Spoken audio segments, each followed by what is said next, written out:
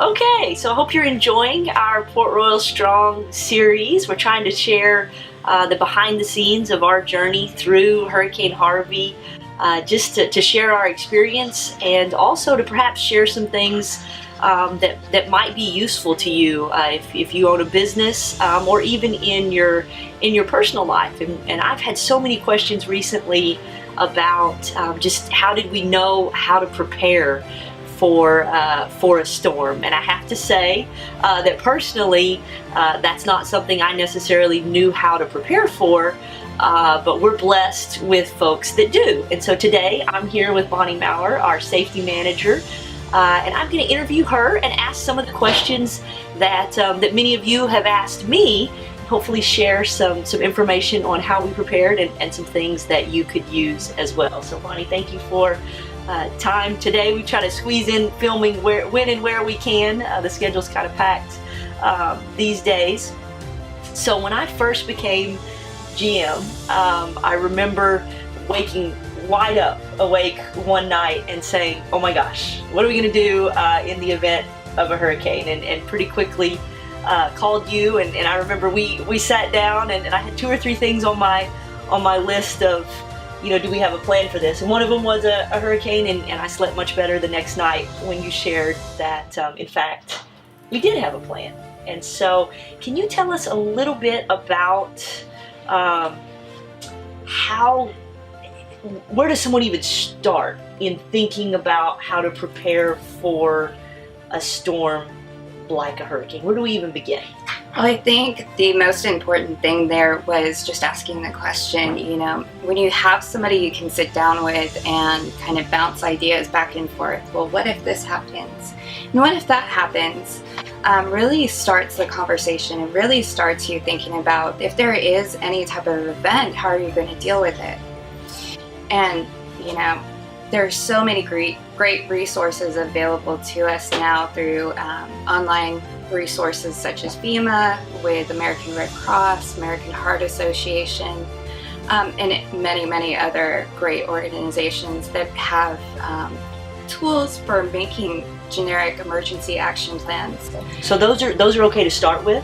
Absolutely. Okay. And a lot of them are, just grabbing information like if, there's an emergency, who do I contact? Who do I need to reach out to and let know that I'm going to be traveling to what location and with whom? And simple things like grabbing medications before an emergency, making sure you have water and any resources that you might need during that time is a great place to start. If you can get together a simple box with, household items that you might need in the event of an emergency, like water, non-perishable food, flashlights, batteries, that type of thing is a great place to start. So I have to admit that in the week, we started watching it on Monday, Tuesday, Wednesday morning, I would say it got real. By Wednesday afternoon we declared the evacuation, and then by Thursday morning we were executing our emergency action plan. And I have to say that Thursday and Friday were perhaps for me the calmest and smoothest days of this whole, somebody asked me today, we've had some owners on property today said, I can't imagine being there for the storm. And I said, I have to tell you that the days after the storm were far harder for me than the days during the storm, and I think it's because we had those checklists. So can you talk a little bit about how important it is to have this stuff written down as opposed to working from memory? Because I think for us to have each team, with clipboards and checklists made those days as calm as they could have been. I completely agree. So not only do we have binders that are emergency action plans where we can go and we can actually grab those and pull up a physical list, but we also have them backed up to the cloud. So in the event that we can't reach out to that paper, we have it backed up on the cloud, utilizing things like Google Drive or Evernote, where you have not only your checklist for the storm, but access to them at any point in time, I think is really important.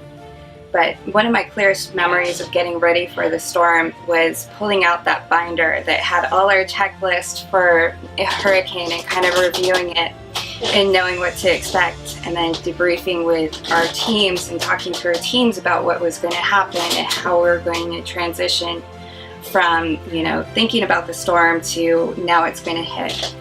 So the day before the storm, we actually brought in a bunch of breakfast tacos, and we actually stuck a big poster board up on the wall with a checklist of things that we had to make sure we checked off before we actually had everybody leave and evacuate. And it was very calm just because we knew what we were going to do and how we were going to go about it, and it actually came together really well. We've got some amazing people that we work with, and they were here helping and giving 110% during that time.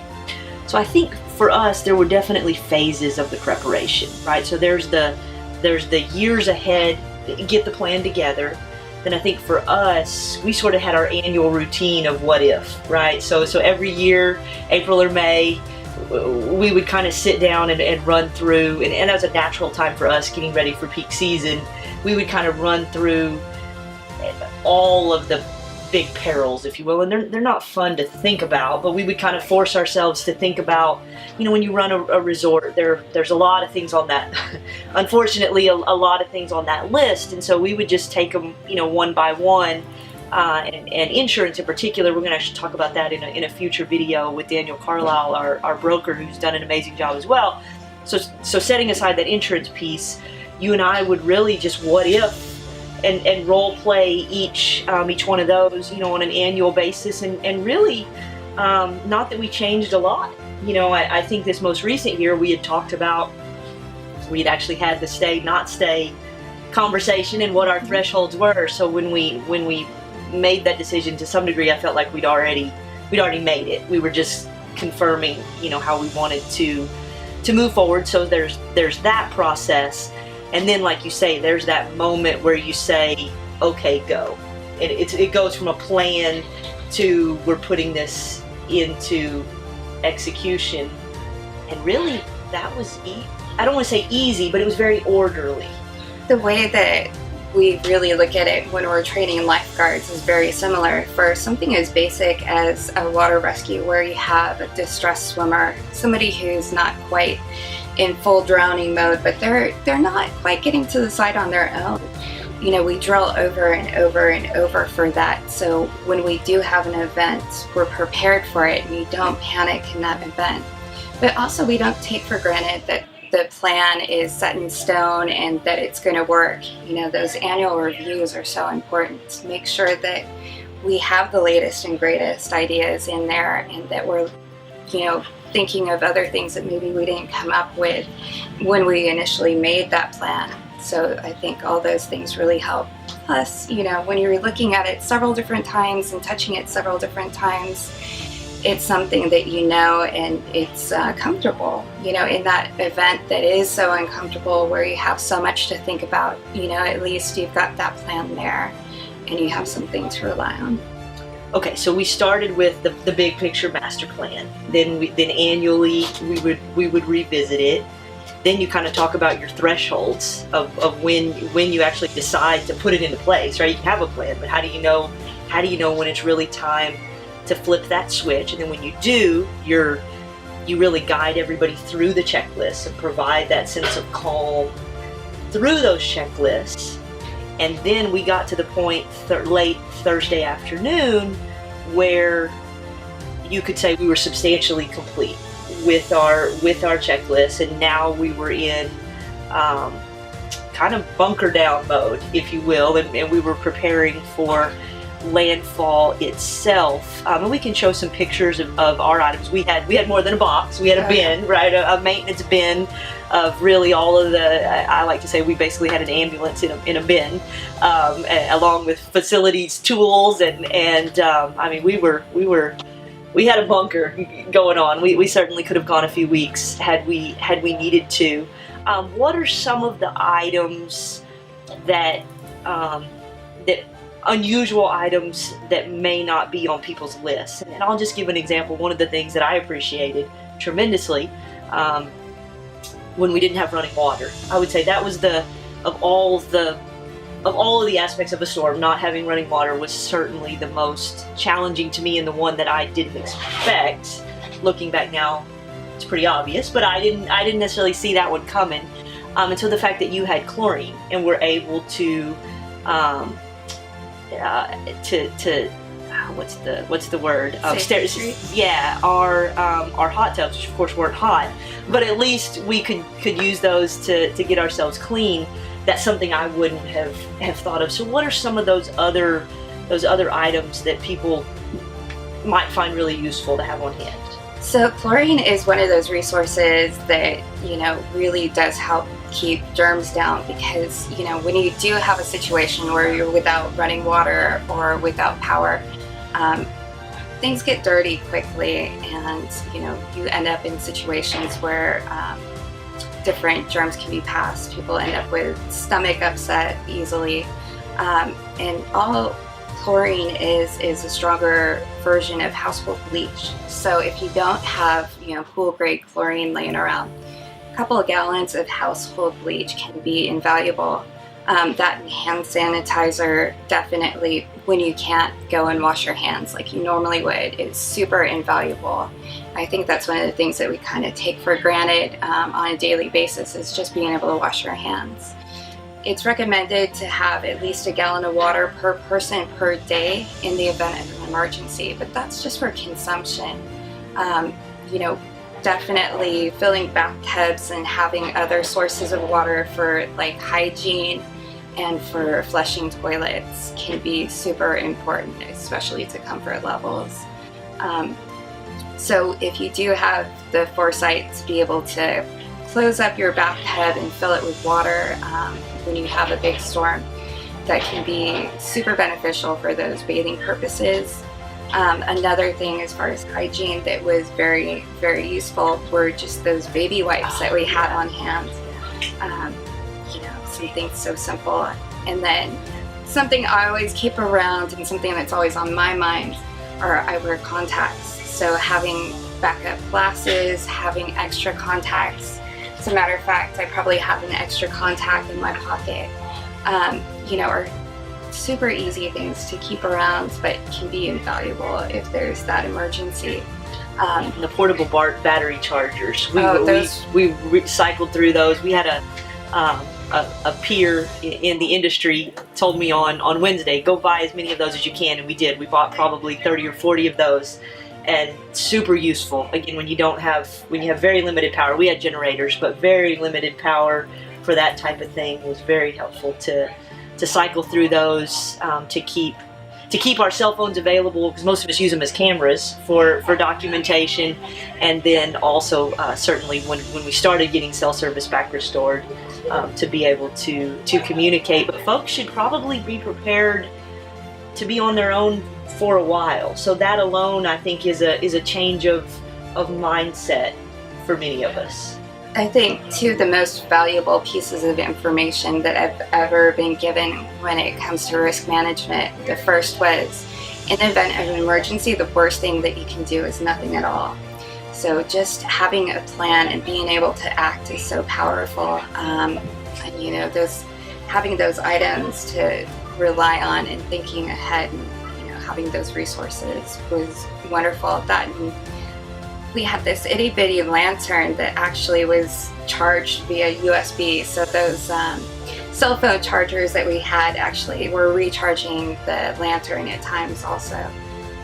That's a great point. We did have some toys, if you will, some good quality equipment. So let's talk about that. So clearly, you're a blessing to us as an organization, and there's no way we would have prepared for or navigated the storm just without your personal expertise. So in that experience, I got to learn a lot about where that came from. And so tell us a little bit, about why you are comfortable thinking about things like this, because so many of us aren't, and kind of avoid these topics, but you've shown how, by willing to embrace them and think about them in a healthy way, good things can happen. Well, I guess it just is something I came by earnestly, and I never really thought too much about it, never thought that it was unique. So my grandfather on my father's side, he was a Navy diver, and when he retired from the Navy, he actually moved to a small town in Southern California where he was one of the people that actually started their volunteer fire department. And then my father joined that volunteer fire department, and from there he actually went into Fire Protective Services for the Department of Defense. So we moved around and we lived like a military family, and we lived on a lot of military bases. So in just being around the military and being around folks that were, Fire Protective Services, it kind of was just something that wasn't directly discussed around the dinner table. But we definitely had plans for emergencies, and just like a fire drill, occasionally we'd have something pop up and we'd talk through, okay, what would we do if this actually occurred? So that was just kind of a normal thing at dinner time, right? You would take, and I think that's something we can all use in our businesses and in our homes. The level of disruption and tragedy. I don't know if it's really if it's happening more often or if it just feels like it. But either way, it's easy to kind of go through life paralyzed by fear, or I'll just say in my role of leading a resort, there's no shortage of things to worry about every day, and it really can, if you kind of stay there, it can be paralyzing. And so instead, kind of taking them one by one and talking through it lets us see the situations for which we can get through relatively on your own, and then have backup. And I think that's what was true for us. We were on our own Thursday, Friday, Saturday. By Sunday night and Monday morning, more resources were starting to roll in. But those first 72 hours, are kind of on your own. But if you've got a plan, it's okay. I think that is actually one of the other two most important lessons that I've learned was never assume somebody else is going to take care of you. Take ownership of that situation, and definitely you've done a great job of that, taking ownership that sometimes you are on your own, and you have to kind of prepare for that as well. We've got so many wonderful men and women out there that help protect us on a daily basis, but when there's an emergency, there's so much that they have to prioritize and get through. Everything you can do for yourself is invaluable. And frees them up to save people that might be in true peril. Absolutely. If those of us that can prepare for all that we can prepare for, then we allow our first responders to address those things that really could not have been prepared for. So. And as we were talking, kind of reminded me of kind of a funny story. So having a dad who was in the fire department, oftentimes he would do CPR classes and first aid classes. And one of the venues he would use a lot of times was our church. And my brother and sister, while he was teaching at our church, would just run around and kind of play in the Sunday school room. My dad never really thought too much of taking them aside and, teaching a class for them. But when my brother was in elementary school, he was at lunch one day and a boy started choking. And just from the little bits that he had taken from running around that church while my dad was teaching CPR, he was able to go and administer the Heimlich maneuver without actually panicking, just from, that indirect contact.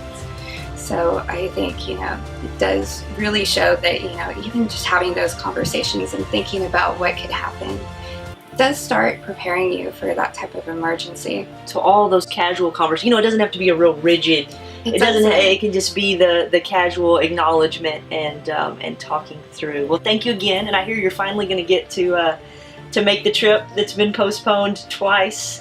To go teach other folks how to prepare. I'm super excited and thankful for the opportunity to go to Haiti. I'm going to be teaching at a school for girls and women, and I'll have a chance to teach the teachers and some of the students, so some of the young girls.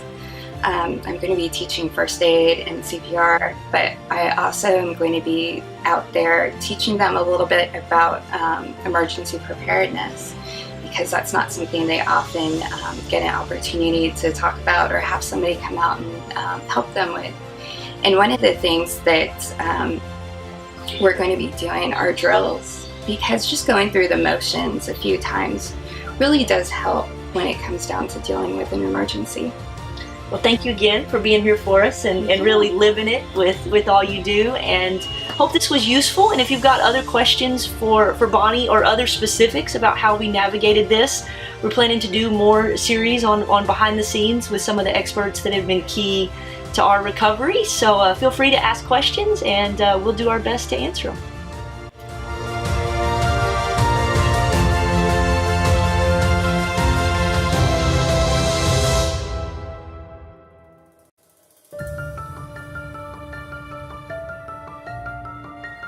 Thanks for watching the latest episode of Port Royal Strong. I wanted to say thanks to the community and to the hundreds of thousands of people that watch these videos each and every week. We really appreciate all the comment, love, and support that you give to our teams as we go through this journey. To see all of our other episodes and our trailer, check out portroyalstrong.com.